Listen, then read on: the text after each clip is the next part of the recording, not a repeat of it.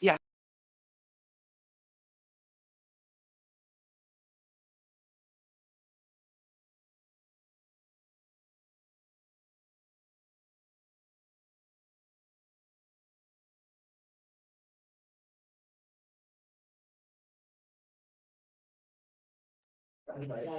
This morning, council met in closed session and we adjourned that at 9:23.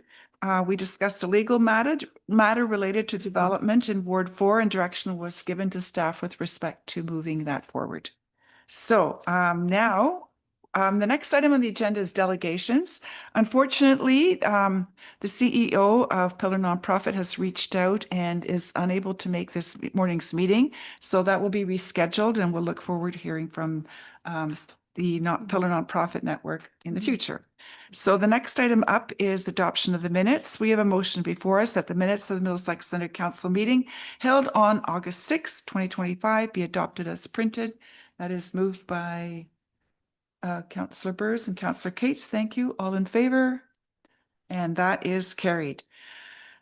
Okay, we have a number of items on the consent agenda. I'll look to council. Is there anything here that we want to pull and have a discussion about or highlight anything? Okay, I have hands, Councillor Coles, and then I have Councillor Shipley.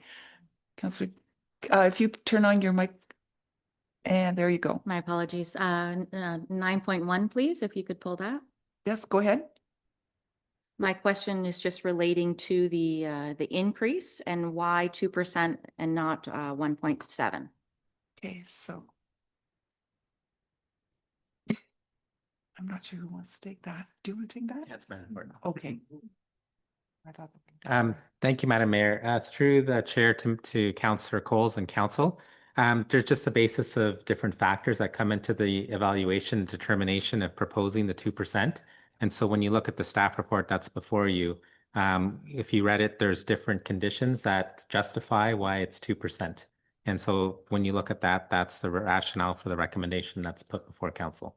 In addition to that, there's also conversations that happen with other stakeholders and conservation authorities, outside stakeholders, other municipalities. So we share information to learn who's doing what. And so 2% is a general average, a little bit higher. There could be one or two other stakeholders that might be a bit lower, but on average, 2% seems reasonable for next year. Okay. Councillor Shipley, go ahead. Thank you. Actually, CEO answered my one question. My second question was, Tiffany, do we know what the cost of living was for this year? Or there's 2%, I believe, but what was the dollar value of it? So through Mayor DeVete, I am still pulling that information from staff. So once I receive it, I can let the council know. I believe it was budgeted at 180,000, but I can figure out the final amount. I just don't have it at this time. Okay, thank you. Is there anything else on this item? Okay, is there anything else? I don't see any hands. In that case, the motion before us is that items 9.1 through 9.11 listed under the heading of consent agenda for September 3rd, 2025 be adopted as recommended. And it's moved by Councillor Shipley and Councillor Cates. Thank you. All in favor? And that is carried. And now moving on to staff reports. The first item up is 10.1 update to delegated authority bylaw for administrative functions, and our manager of legislative services is going to provide the overview of that report. There we go. Thank you, Mayor DeVete. Through yourself to members of council, we undertook a review of the delegated authority bylaw for administrative functions. As referenced in the report, it's good to do due diligence to review from time to time, especially in light of legislative updates that frequently come down the pipe. So I would say the main updates that would be of council's interest would be the two proposed delegated function with regards to administrative monetary penalty system, so AMPS for bylaw enforcement.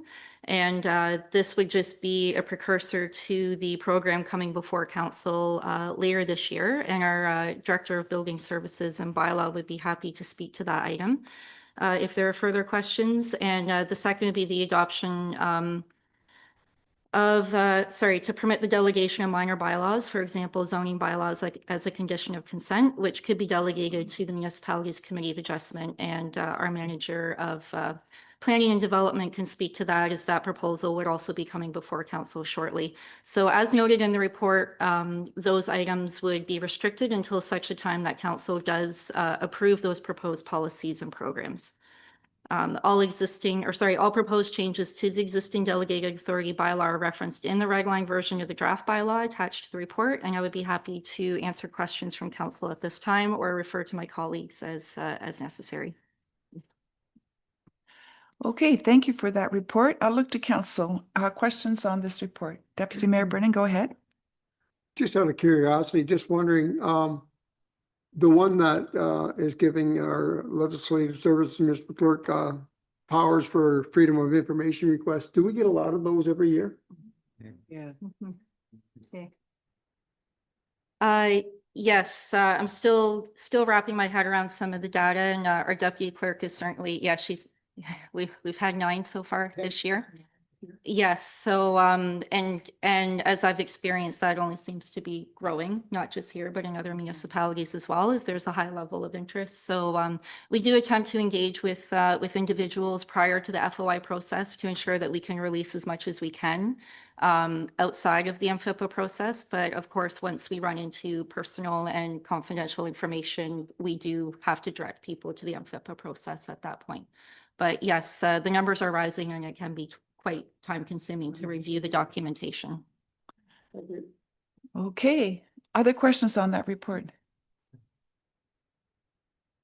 Go ahead. I'm on. You're on. Mhm. I've got a couple. One, I'll show it to Brianna because Mhm. the wording on that, I don't understand it, Oh, but I highlighted it. okay. Is there missing something or is that legal? To the holder, approve the release and conveyance. It's, Designation for head of freedom of information, that one, right? Mhm.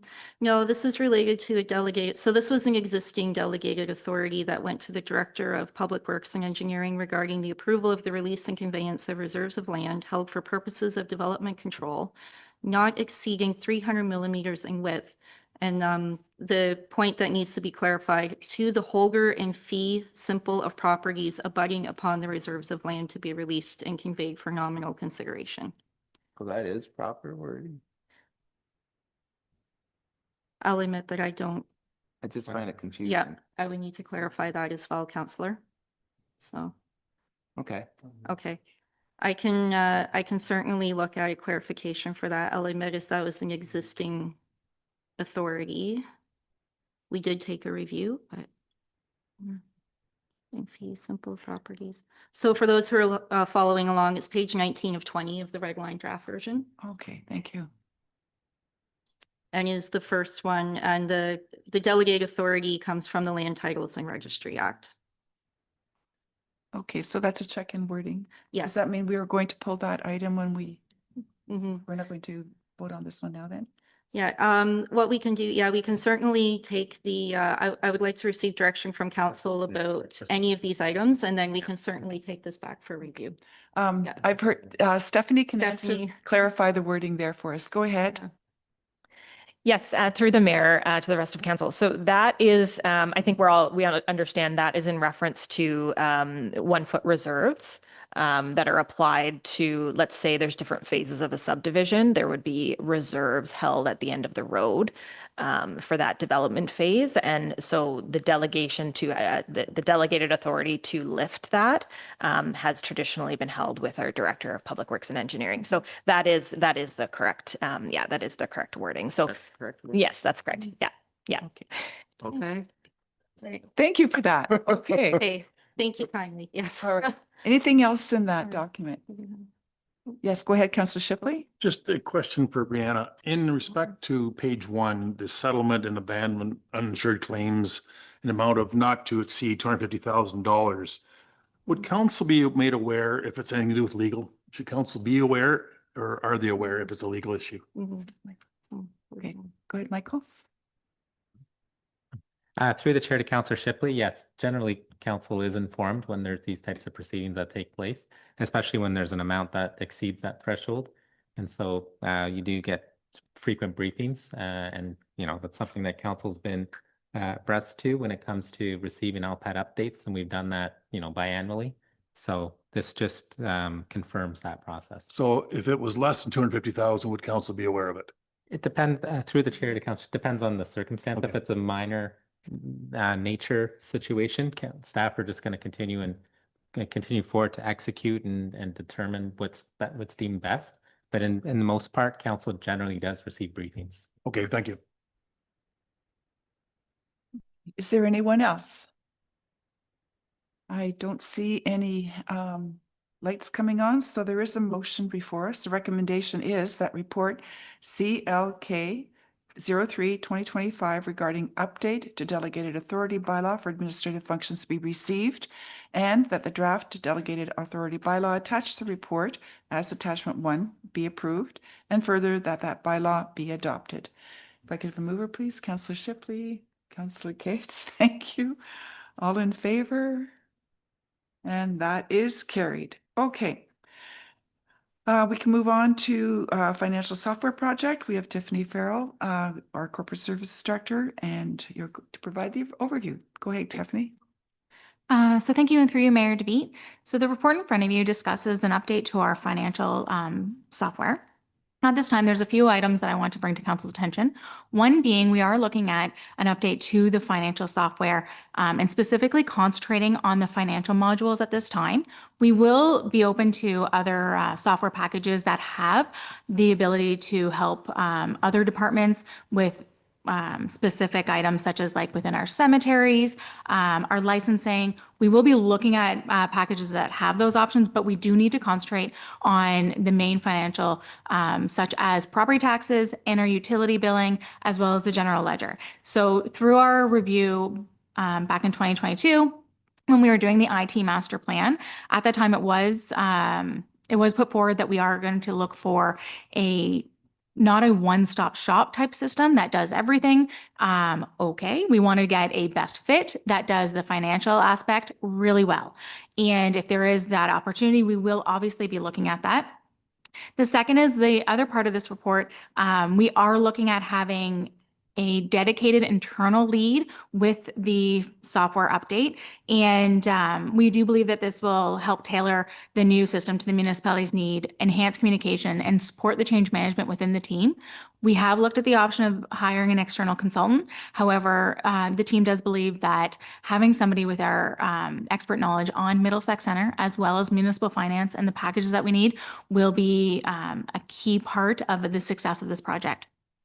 This person will oversee the integration of all the other systems. So we do have some other best-in-class systems that we are not looking at replacing at this time. That would include things like our cloud permit system for building. We would like that integrated with the new software. It has no intention to replace it. Same thing with our Dayforce for our payroll. We need that integration, or even Questka that we use for budgeting. So that integration piece will be a huge part of the project as well. And overall, although there will be one dedicated lead on the corporate services team, the majority of corporate services department will be involved, and there will be a subcommittee which will involve employees from all different departments throughout the municipality. So corporate services is not the only department that touches the financials for the municipality. A lot of the departments do their own functions as well, such as like our facility scheduling, program registration, any of the billing done through our building department or our public works and engineering or our fire department. So everyone will have representation on this team to ensure its success. At this time, there are some municipal finance software packages that are no longer going to be supported. So there is a high demand in the market for accounting softwares for municipalities, which is why we're looking at 12 to 18 months. I have also heard it can be up to 24 months. Once we have demos underway, an RFP, and a selected vendor that we'll be moving towards, we will be bringing that report back to council with an updated timeline as well as updated costs. So at this time, I only have estimates from other municipalities, and I haven't presented that. We are looking specifically at this time, just that dedicated staffing resource so we can hit the ground running in January 2026. And we are looking at a managerial level for a contract position. So it's around 135,000. It will be funded by reserves. At this time, we have had money set aside in the operating projects carried forward reserve, as well as that modernization reserve fund, based on the money the province provided municipalities in about 2019. So it has been earning interest as well, which will be put towards that project. And at this time, I'll just ask if council has any questions. Good, thank you for that. I will look to council. Go ahead, Councillor Burrs. You turned it off.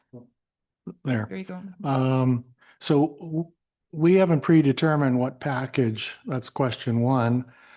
So are you going to pull somebody out of a management role and backfill them because they would have the experience in this? Like, you're not going to hire an outsider and throw them as the lead, I presume. That's question two. So the core of this software is, well, the finance end of the municipality with the ability for them to integrate the other systems we want to keep and future systems, correct? Those are three questions. Yep. So through your Mayor DeVete.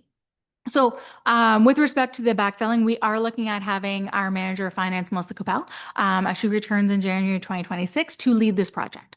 Melissa has significant experience using Keystone, which is our current software package, and understands the municipal finance aspect. So she will be leading this project, and the contract staff would be backfilling her.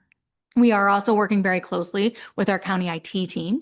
So with that integration piece, we do have a list of software packages. That information has already gone out to all of our teams on what we're looking for in this software, as well as what we have identified as our already best-in-class software packages and how that integration will happen. So those teams will be involved, as well as our county IT, and we will have a dedicated resource from county IT on our team. For the software packages, because we're a small municipality, it is limited. There are probably a handful of packages out there at this time. We would never have the money to do a custom built municipal package, but I wouldn't recommend it for our size. So we have discussed the software package with some of the vendors that are out there. We also are part of, within the Municipal Finance Officers Association, a group of municipalities working together to discuss updated accounting softwares, and we're having those vendors come and present at those meetings. So we're seeing a little bit ahead of time, and then we will go through the RFP process and receive all of the bids back, and then determine who we'd like to go forward with based on, say, a selection of 3 different vendors, look at their demos, and walk through what they're offering us. But at this time, I think there's maybe 5 or 6 that we'd be looking at. Some have more experience in other provinces than Ontario. And they're, and a lot of them are owned by the same overarching company as well. So we need to figure out what works best. We will also be really focusing on that customer service portal as well. So those software packages that will also integrate with a website and have a secure portal is something also we'll be prioritizing. Thank you. Okay. Councillor Coles? Thank you, Councillor Burrs, for asking those questions. A lot of them were my own questions. So I'll just, I guess, rephrase as you were speaking, Tiffany. My question is just about the staffing cost, and I'm just questioning, do we need a managerial level person in this position to manage this project? Thank you. So through Mayor DeVete. So yes, I do believe that we would have a manager to lead the project. I will also be heavily involved with respect to the project management, but not the day-to-day. So given especially the confidentiality of the information of our residents when it comes to property taxes and anything even with water billing, there is so much within the Municipal Act that has to be followed. And I think it's imperative that we do have somebody that fully understands all aspects, which is why when looking at Melissa's position, she does the majority of, she oversees the majority of the day-to-day, which is the property tax and the utilities. And she has a good understanding of what goes on in those departments or in those divisions. But in addition to that, with the municipality, like corporate services has been understaffed for many years. And so there are some backfill projects, such as certain policies we want to be updating, and different processes, and having two people at that manager level will help us accomplish all of those goals as well. And so what we'd be paying for is the salary, and any downtime not worked on the system will be put to use on other projects that would benefit the municipality. And I do feel that at that manager level, they have that better understanding of all different items, whereas currently at our staffing level, it would be more specialized in just property taxes or just water billing or AP or payroll. So having that understanding of all, I think, would be beneficial. Add on? No, all good? Okay, Councillor Cates, go ahead. Thank you, through you, Madam Mayor. And just to add to the questions too, I think we also have hire a consultant or pay our own staff. It's not that it's all money spent. It would be spent somewhere else if we didn't. Thank you. Yep. So through you, Mayor DeVete, Councilor Cates is correct. So we would not be looking at hiring a consultant to manage this project. A lot of municipalities have gone down that route and hired special consultants that provide these services, such as a BDO or a Deloitte, which probably provide fantastic service. However, I think having that the personal touch of somebody who's actually worked here at Middlesex Center, understands our current software package and all of the issues that we might have with that, and what we'd be looking for, and really listening to our team members. I think that part, and having those relationships at the manager level with the other managers and what they really need, I think will help. Okay. Is there anyone else? Well, just add to, that's two designated accountants as well, as opposed to, I know in some municipalities, there are people who've done programs, but are not necessarily designated by formal organizations. So that's a check in the box too. Is there any final? Okay, in that case, we have no more questions. The recommendation before us is that report CPS number 45, 2025 regarding financial software project be received, and that the 2026 temporary staffing costs included in report that we just mentioned receive pre-budget approval. And it is moved by Councillor Coles, Councillor Shipley. Thank you. All in favor? And that is carried. All right. And last item, I believe, is 10.3. And we have Heather Capron, Manager of Communications, who's going to present a report on the Volunteer Recognition Program. When you're ready, Heather. Thank you, and through you, Madam Mayor. Good morning. I have I think a good news policy in front of you today, hopefully. This policy is looking for your support for a new volunteer recognition program that honors volunteers in our community, whether they be organizations or individuals, and contributing to the goodness and the quality of life of Middlesex Center. As part of this, the policy seeks to deepen appreciation for local volunteerism, highlight volunteer opportunities in the community, and acknowledge those contributions made by residents, community, and community organizations. It also seeks to acknowledge the representatives that serve on behalf of Middlesex Center on our agency boards and commissions. The program responds to the imperative to engage communities from our strategic plan, and specifically to the objective to support community organizations and opportunities for volunteer involvement and in the community. So volunteerism, as we can all know, adds billions of dollars to the Canadian economy each year. It brings benefits to our individuals in terms of skills, sense of well-being, and a sense of belonging in the community. For our organizations, such as our community groups, it builds capacity that they probably wouldn't be able to bring in otherwise. And for the community overall, it builds engagement, leadership, and in times of difficulties, resilience. And certainly we saw that during the COVID-19 pandemic. As we also know, though, we are seeing declining rates of volunteerism. That's been seen nationally at this through StatsCan data, and we've seen it locally through recent articles about what's happening with some of our community groups. So anything we can do to support those volunteers would be great. This program lays out a really, I hope, simple process. We're going to take applications, nominations throughout the year with a concerted push in the start of the new year with a decision process and everything wrapping up at the end of April to align with National Volunteer Week. It will involve a presentation at council, so there's no big event yet. Maybe down the line we'll get to having something like that, but we're not there yet. We know that perhaps some of the concerns we'll see are too many great volunteers, particularly as we have a bit of a backlog in year one. So we've tried to address that by allowing nominations to roll over year until we get through that. We also have a really big breadth of topics that we're encouraging people to supply or to apply under as a volunteer, whether that's something small, neighborhood level, right up to large organizations. And so I'm hoping that, in the longevity of this program, we'll have a huge, big jump of people up front, and then we need to make sure we're getting all our volunteers recognition in the long term. So hopefully that breadth allows us that in the long term. And it's really also a nice way to formalize our process for acknowledging our volunteers that serve on our agency boards and commissions at least once during their term of council. So that's all I'll say about this right now. And if there's any questions, happy to discuss.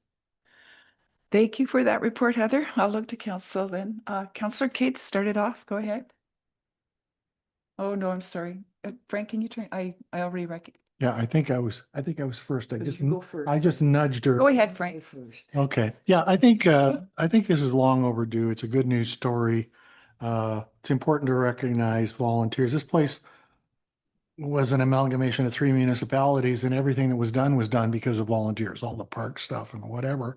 And we should also remember that this is an opening program statement, so to speak. It can always be changed and amended going forward. So thanks for doing it. Go ahead, Councillor. Thank you. Through you, Madam Mayor, to Heather. I think it's wonderful. I volunteer a lot for various things, and I think that this is amazing to have the opportunity for all of us to recognize volunteers. And also really to the point of what you made was what I was going to say was at a time when it's harder and harder, whatever the organization is, to find volunteers. I think that this is a really good addition to helping that. So thank you very much. And Councillor Coles. Thank you very much, Heather, for putting this forward. I think it's really important, and I fully endorse it. As someone who has been head of volunteer organizations, I can say it's very hard to find people to volunteer even for an hour once a month, and it's difficult to get them out of their homes sometimes. So I think this will help as people are kind of profiled in front of the rest of the community. So I think that's great. I do have one question, and my question is just about the budget for this. So where will the budget come from? Is it going to be a brand new item, or is it going to be taken away from another thing? And maybe that's a Tiffany question, but thank you very much for putting it forward. Thank you, Councillor Coles. I will let Tiffany, our budget expert, talk to that. Yep. Yeah, so through you, Mayor DeVete. So it will be included in our council grants line item for account wise within our general government department. It will be supported by the tax levy. Given the amount that has been put forward, it doesn't have a significant impact on the tax levy. So we will be working internally to ensure that that is budgeted each year, and it will be presented to council and discussed in budget committee. So at this time, it'll be funded, tax levy in general government. Thank you. Thanks. Okay. That's it. Okay. I don't see any red flashing lights. I'll just add my thanks, Heather. As Councillor Burrs mentioned, we have talked about this and how to move this forward. I think the one good thing is, if we raise awareness of all of the different opportunities that are out there, there may be people who don't know about some of those and say, I don't want to do that, but I would love to do this. So I think spreading the word is a good idea. So thank you for the report. So the recommendation before us is that report CPS 47/2025 regarding a new volunteer recognition program be received, and that the volunteer recognition program appended to this report be endorsed, and further that the funds required to offer the volunteer recognition program be incorporated into the municipal operating budget. Councillor Coles and Councillor Arts, thank you. All in favor? Yeah. And that is carried.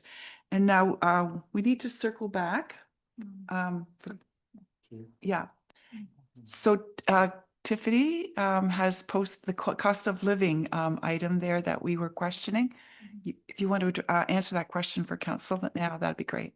Yeah, so through you, Mayor DeVite, I've heard back from the teams. The budget amount was 180,000 and the approximate amount in 2025 was 184,000. Thank you. Okay. All right.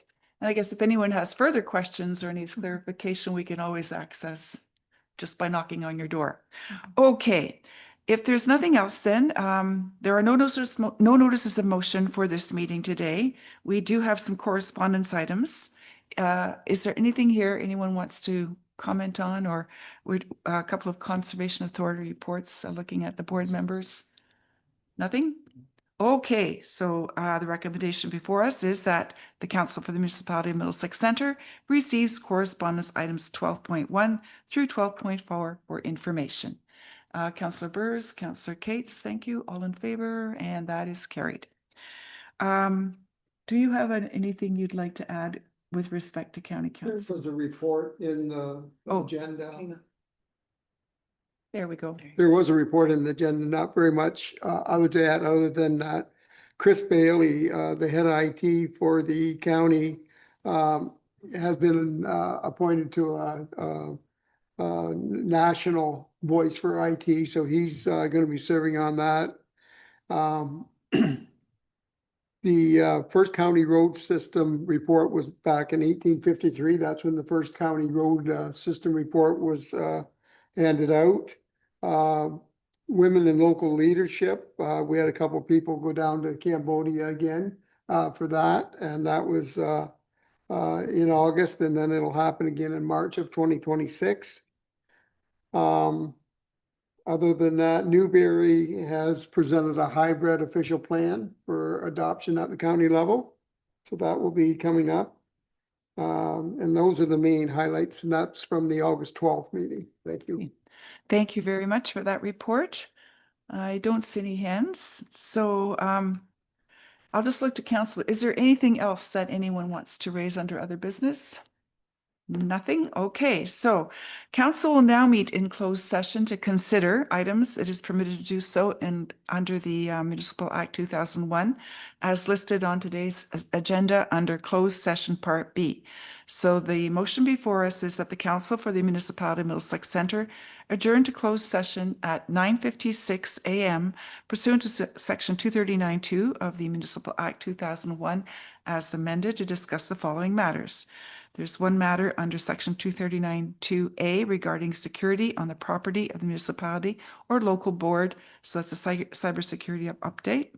Another matter under 239(2)E regarding litigation or potential litigation, including matters before administrative tribunals affecting the municipality or local board, and this is under OLT proceedings.